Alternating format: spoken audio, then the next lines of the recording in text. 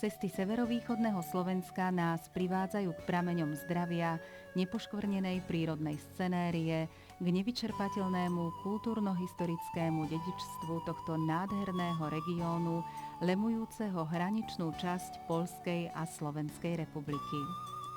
Blížime sa k centru tohto svojrázneho kraja, mestu Stará Ľubovňa, aby sme po pár kilometroch jazdy vstúpili do zóny prinášajúcej okamihy relaxu, uvoľnenia, chvíle popredkávané spätosťou človeka a prírody. Práve sme prekročili prah obce Sulín, aby sme vedno s vami odhalili nielen jej romantikou voňajúce prírodné zákutia, ale aj bohatú históriu a modernou dobou poznačenú súčasnosť.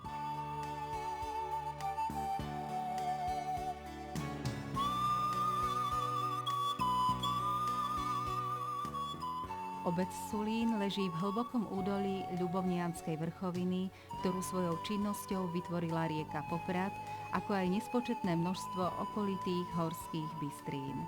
Pozostáva z 3 častí, a to Veľký Sulín, Malý Sulín a Závodie.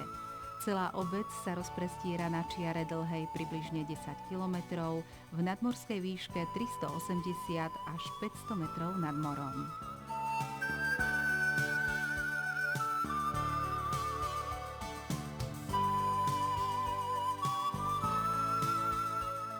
Prvá zmienka o časti obce Veľký Sulín pochádza z roku 1306, kedy ešte patrila pod Plavečské panstvo. Založená však bola na území Ľubovnianskeho panstva, a to na zákupnom práve. V listine z roku 1338 sa spomína pod názvom Vila Zolong. Celá osada sa vytvorila a dodnes sa kľukatí popri Sulínskom potoku. Obecná časť Malý Sulín sa spomína od roku 1600. Nachádza sa pri rieke Poprad. Začiac Rakúsko-Uhorska patril Veľký Sulín do Spišskej a Malý Sulín do Šarišskej župy. Ako posledná vznikla časť Závodie, a to okolo roku 1700.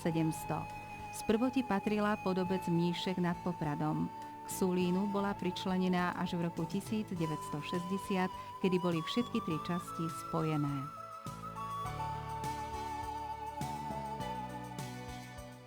Život v týchto končinách nebol veru ľahký. Obyvatelia Sulína sa v minulosti mohli popíšiť iba mozolnatými rukami a každodennou lopotou na poli. Zaoberali sa prevažne poľnohospodárstvom, chovom dobytka a tiež príležitostnou prácou v lesoch. Svedectvom o týchto krušných časoch sulínskej histórie sú dreveničky, ktoré akoby dodnes tížko šepkali modlitby a prosby k Bohu, jedinej útechy v živote naplnenom úmornou prácou.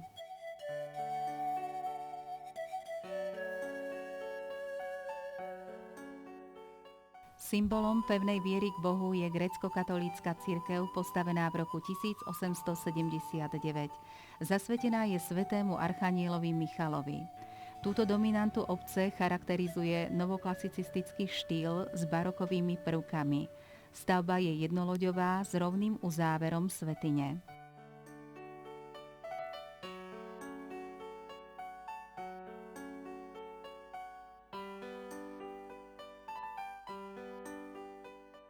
Úchvatný je interiér chrámu, ktorému dominuje ikonostas a oltár pochádzajúci z roku 1837. Ikonostas je drevená trojradová architektúra s cárskymi dverami. V jeho spodnej časti môžeme obdivovať obrazy od Jana Bogdanského z Dobromilu, ktorých zrod sa datuje do roku 1896. Zaujímavo pôsobí nielen zlatená stena, ale aj drevené ornamenty, ktoré v roku 1995 nanovo zhotovil drevorezbár Michal Hutník, rodák zo Sulína. Kazateľnica je klasicistická polychrómová drevorezba. Pozostáva z oblého rečnišťa, spojovacej dosky a zvukovej striežky. Na schodoch do kazateľnice sa vyníma výjav proroka Eliáša, vchádzajúceho do neba na ohnivom voze.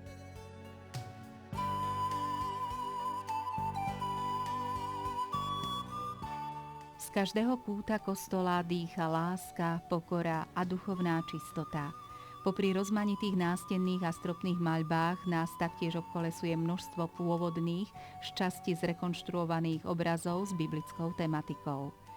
Pokochajme sa pohľadom na ikonu veľvojvodcu Michala, obrazy znázorňujúce Jána Zlatoústeho, Gregora Bohoslovca, Bazila Veľkého a tiež na oltárny výjav bratovraždy Kaina a Ábela či množstvo ďalších sakrálnych predmetov.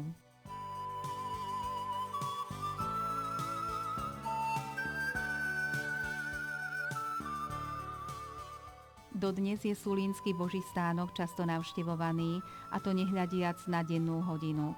Staroveké zvony zvolávajú k bohoslužbám veriacich zo širokého okolia.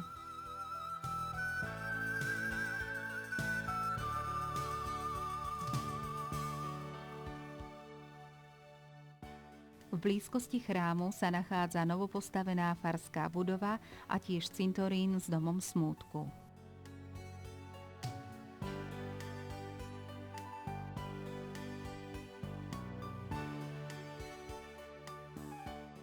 Sulín rozlohou svojho katastra 2016,5 hektára patrí medzi najrozsiahlejšie obce. V súčasnosti má 425 obyvateľov. Ich požiadavky sa snaží naplniť pani starostka Anna Hyľáková spoločne s poslaneckým zborom. Dvere hlavného stanu tohto velenia obecného úradu sú pre každého občana obce, ako aj jeho návštevníka, vždy otvorené.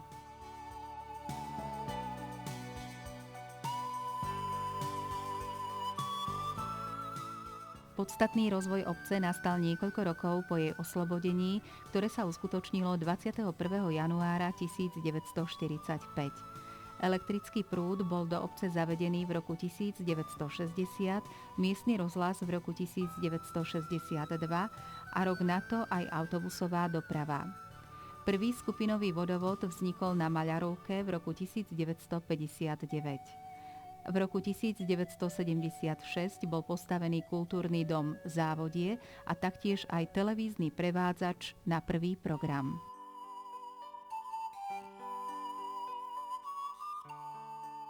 Architektúru obce charakterizujú rodinné domy, pochádzajúce zväčša zo 60. až 70. rokov minulého storočia.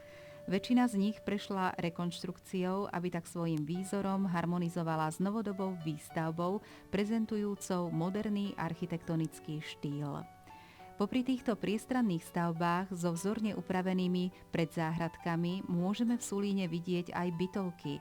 Prvá z nich, poskytujúca 6 bytových jednotiek, bola postavená v roku 1975.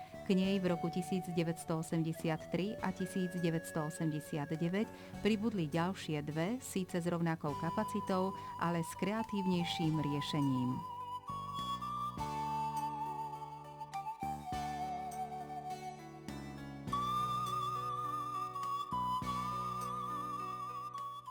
Tradícia poľnohospodárstva sa v týchto končinách zachovala až dodnes. V okolitých záhradkách, sadoch a poliach sa s jarným slniečkom ozýva zvuk motík a erdžiacich koní. Pasúce sa stádo kôz, kravičky či iné domáce zvieratá prinášajúce všestranný úžitok sú v Sulíne a okolí takou samozrejmosťou ako vrčiace motory aut vo veľkomestách.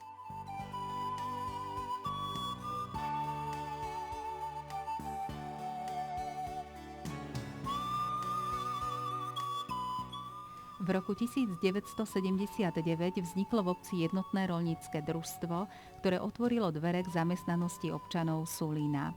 Najmä mladí obyvatelia, ktorí sa predtým sťahovali za prácou do miest, ostávali po vzniku družstva doma. Postavilo sa 21 domov, bytovky, sociálno-prevádzková budova družstva a nedávno aj nová maštaľ pre 100 kusov dobytka.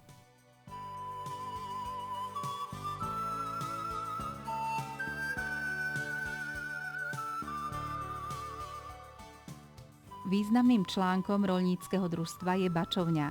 Nedalo nám, aby sme sa pohľadom na pasúce sa stádo oviec nepokochali aj my. Pri našej návšteve sa v košiari vírilo 300 oviec a 80 bahníc. Bača aj s valachmi vyprodukujú za sezónu neuveriteľných 50 metrických centov syra. Viete čo? Nebudeme ich vyrušovať, radšej sa v tichosti pozrieme na to, Ako sa takéto chutné bochníky hrudkového syra alebo brinze rodia.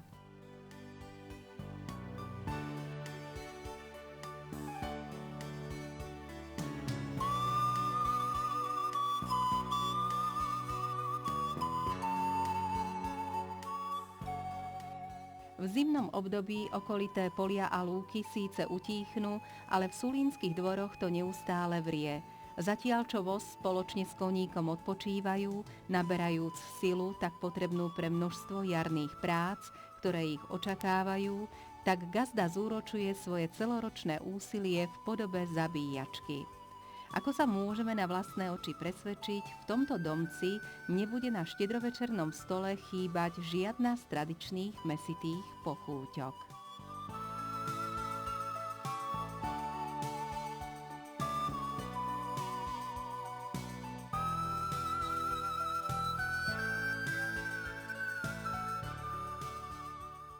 Zima v Sulíne je síce krutá, ale obzvlášť krásna. Miestni občania si už na prívaly snehu zvykli. Ani tým skôr narodeným nerobí jeho odpratávanie žiadny problém. Mráz si spod nechtov vyženú priamo na dvore, nuž a potom ich očakáva chvíľka oddychu, strávená pri rodinnom krbe, okolo ktorého je vždy dostatok v lete nachystaného dreva.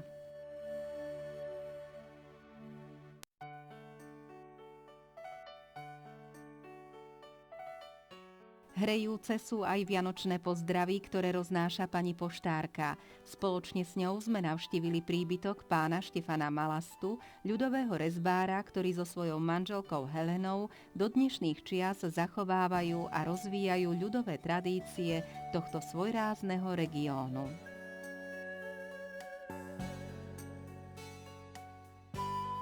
Drevorezby pána Štefana svojou krásou zdobia mnohé príbytky, a to tak v Sulíne, ako aj širokom okolí. Inšpiráciu k svojej tvorbe čerpá z okolitej prírody, no predovšetkým z neoblomnej viery k Bohu. Zatiaľ, čo nám jeho manželka predvádza v súčasnej dobe už zabudnuté práce miestneho ľudu, tak pod Štefanovými rukami vzniká do dreva vtesaný erb obce.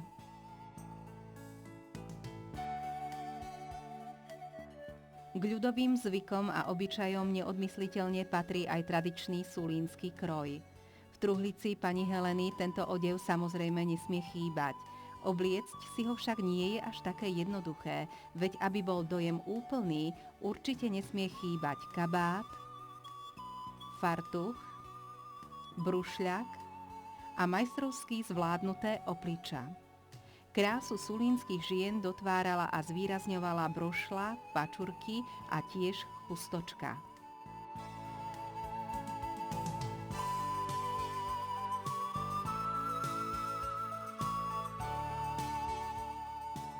Overujúc si funkčnosť drevených súdkov, v ktorých sa v čase našich pramaterí prevážal alkohol zo susedného Poľska, sa s rodinou Malastovcov lúčime.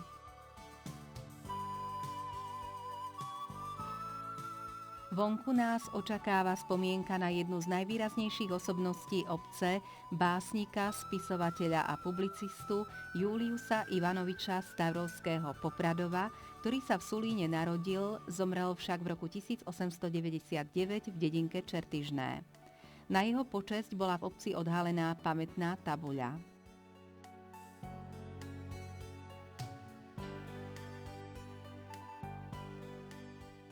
Tieto zimné mesiace sa obyvatelia Sulína venujú zväčša domácim prácam.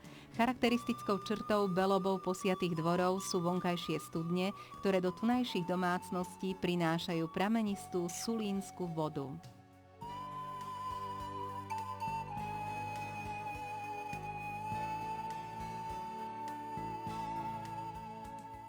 Obec sa môže pochváliť aj širokou obchodnou sieťou. Priamo v budove obecného úradu sa nachádza textil patriaci pani Jane Kačurovej. V jeho priestoroch si móda pohráva s fantáziou každého návštevníka.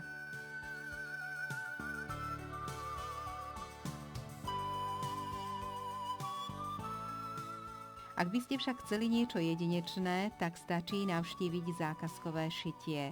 Jeho majiteľka, pani Adamičková, sa postará o to, že vaša večerná róba či oblek vyniknú svojou originalitou.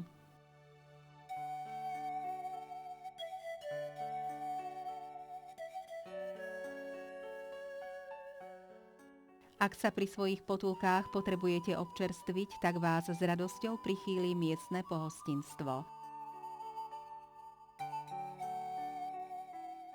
V obci sa nachádza aj niekoľko predajní potravín, na tieto sme narazili priamo v jednom z rodinných domov.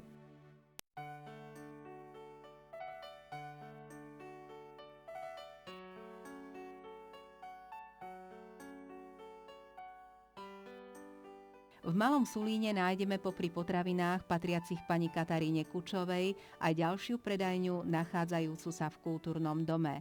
Tá svoju činnosť zahájila v roku 1972. Najstaršie z doteraz prevádzkovaných potravín sú však tieto. Svoje služby poskytujú vo Veľkom Sulíne už od roku 1965. Šum z určiacej vody sa nesie celou dedinou. Sulínsky potok, ktorý sa vlieva do rieky Poprad, je síce na prvý pohľad malý, ale zďaleka nie tichý a pokojný.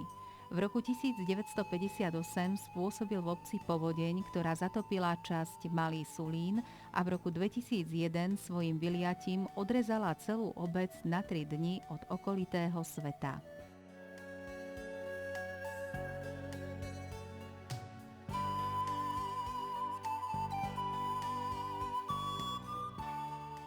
Skrotiť tento živel nie je veru ľahké. S myšlienkou, ako ho využiť, prišiel pán Sergej Fidzina. V miestach, kde pôvodne boli kaluže tak hlboké, že krávy sa do nich úplne zaborili, vybudoval 4 rybníky, ktoré napája vodou z miestneho potoka.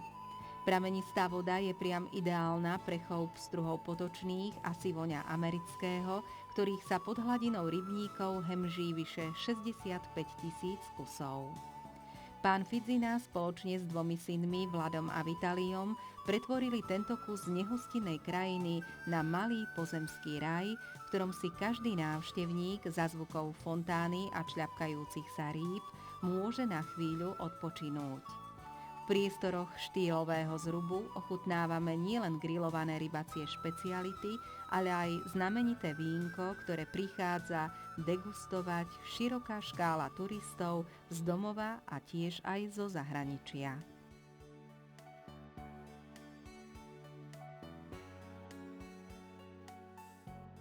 Určite si aj my niekoľko chutných pstruhov odnesieme so sebou. Predtým však pánovi majiteľovi asistujeme pri povinnej obchôdzke a krmení týchto nemých tvorov.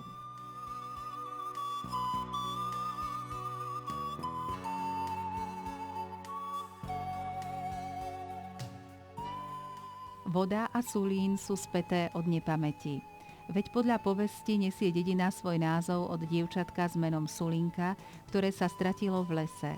Jej plač bol taký intenzívny, že voda v potoku začala byť slaná.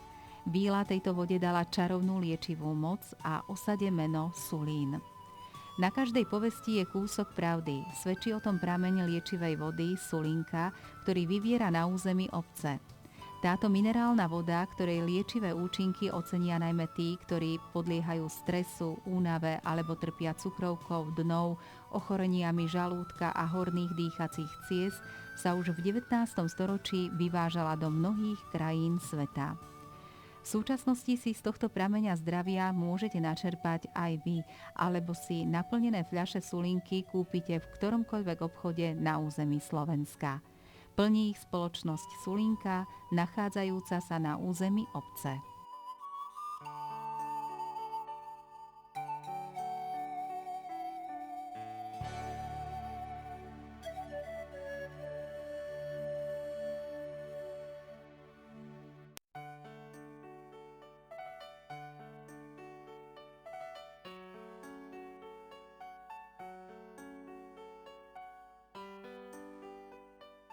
Dravé vody Sulína sú taktiež využívané na výrobu elektrickej energie.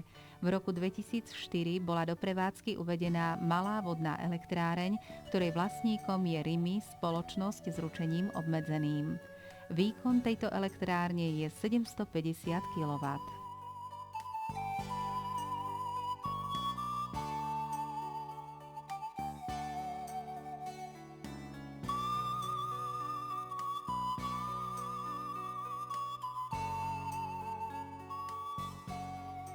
Nielen voda, ale aj oheň je živlom, s ktorým sa ťažko bojuje.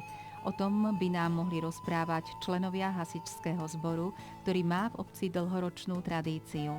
Sprvoti sídlili v takejto, pre dnešok už liricky pôsobiacej drevenej požiarnej zbrojnici. Dnes majú k dispozícii nielen modernejšie priestory, ale aj techniku. O kvalitnej práci miestnych požiarníkov svedčí mnoho ocenení získaných tak na okresných, ako aj krajských súťažiach.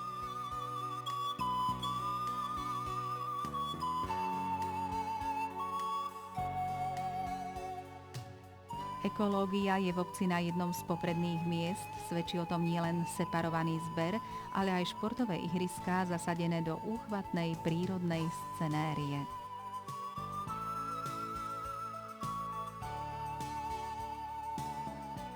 Najväčší dôraz je však kladený na výchovu a vzdelanie mladej generácie.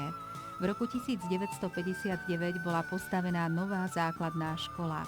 V súčasnosti ju navštevuje 18 žiakov v ročníkoch 1 až 4. K dispozícii majú plne vybavené učebne a samozrejme aj chápajúce srdce svojich učiteľov.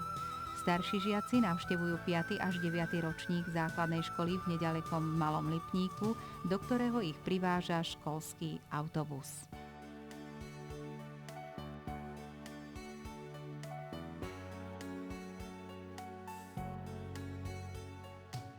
Od júla 2002 boli školy delimitované obci.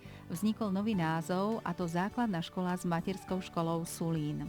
Tí najmladší obyvatelia obce si v priestoroch plných hračiek rozvíjajú svoju fantáziu, čím sa srdcu blízkym spôsobom, hrou, pripravujú na svoju ďalšiu životnú púť. Vonkajšie priestory školy umožňujú šantenie na detskom ihrisku alebo oddych v tieni košatých korún stromov.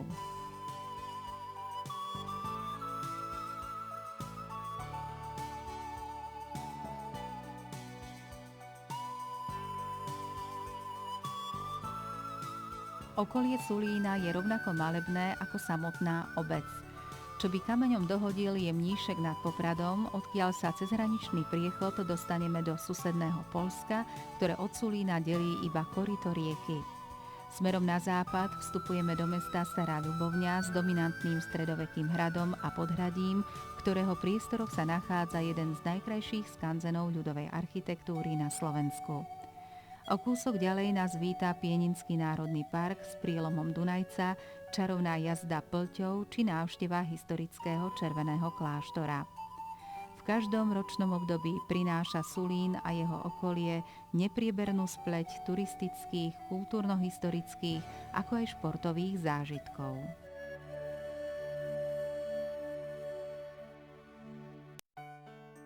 Ak takejto ponuke podobne ako my nedokážete odolať, tak nech sa páči, vstúpte do jedného z mnohých ubytovacích zariadení Sulína. Jeho obecný úrad disponuje vkusnou chatou zasadenou do koloritu hôr a údolí. Chata poskytuje nielen príjemné prostredie, ale aj rázovito ubytovanie v 4 izbách zariadených účelným nábytkom. Samozrejmosťou je plne vybavená kuchynka, spoločenská miestnosť, ako aj sociálne zariadenia.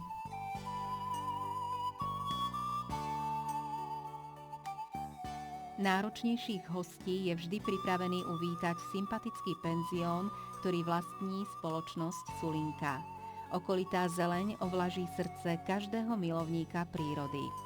Posedieť si môžeme tak pod modrou oblohou, ako aj v luxusnom bare, štýlovo zariadenej predsieni či komorne a s dávkou fantázie ladenej reštauračnej miestnosti s krbom.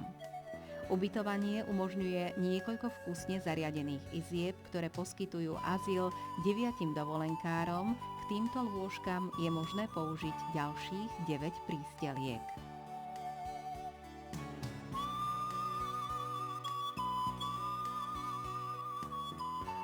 Sulín, miesto oddychu, prírodných krás, histórie. Sulín, prameň zdravia a relaxu.